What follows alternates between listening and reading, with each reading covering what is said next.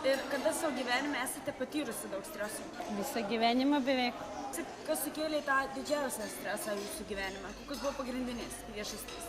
Realių priežasčių nenoriu vardinti, nes čia yra psichologui. Ar lankydavotės pas psichologus anksčiau? Teko ir pas psichologus, ir pas psichiatrus, ir ligoninėse gulėjau.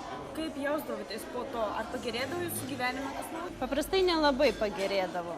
Išleisdavo pseudo pagerėjimo būsenos, tai taip, kad tokio ryškaus pagerėjimo tikrai nebūdavo, būdavo šiek tiek remisija. Ir kaip pasikeitė jūsų gyvenimas, gal nereikėtų sakyti dienos, po apsilankimo pas mūsų psichologą Styvą? Kaip galėtumėte palyginti Styvą ir tuos ankstesnius jūsų psichologus?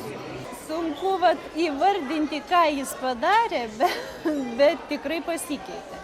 Tikrai į gerą pusę ir tikrai mažiau streso yra. Tikrai pakeitė tą požiūrį į patį gyvenimą, į pačias problemas. Tai ką jūs turite kitokio negu visi kiti psichologai? Jo darbo specifika yra kitokia negu visų psichologų. Kita darbo metodika, jis siekia per trumpą laiką maksimalių rezultatų.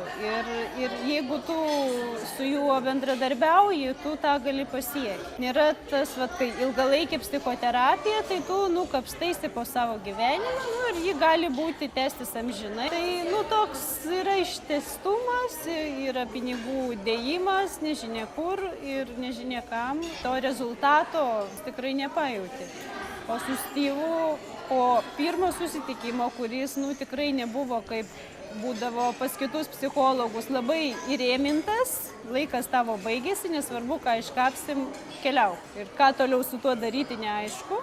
Tai su Styvu mes, atrodo, išdirbom nuo pradžios iki galo. Iškapstėm viską, bet po to viską sudėjom atgal ir neišėjau uždraskyta. Buvo užpildyta gerais, teigiamais jausmais ir stebuklingai, galima pasakyti, pakeistas požiūris ir jaučiuosi tikrai puikiai. Tai vienas susitikimas labai jums padėjo?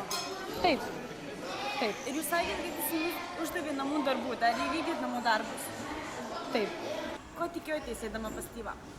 Kadangi su psichologais bendravimo turėjau daug patirties, tai aišku, nesitikėjau kažkokių kardinalių pokyčių, kažkokios labai rimtos pagalbos. Eidama nežinojau pas ką einu, nebuvo man įvardinta pas kokį žmogų. Po Styvo konsultacijos esu pakeitus požiūrį į tas problemas, jas paprasčiausiai priimu kitaip. Tos akimirkos yra pamokos tau, kurios stiprina tave ir tikrai nėra problemos.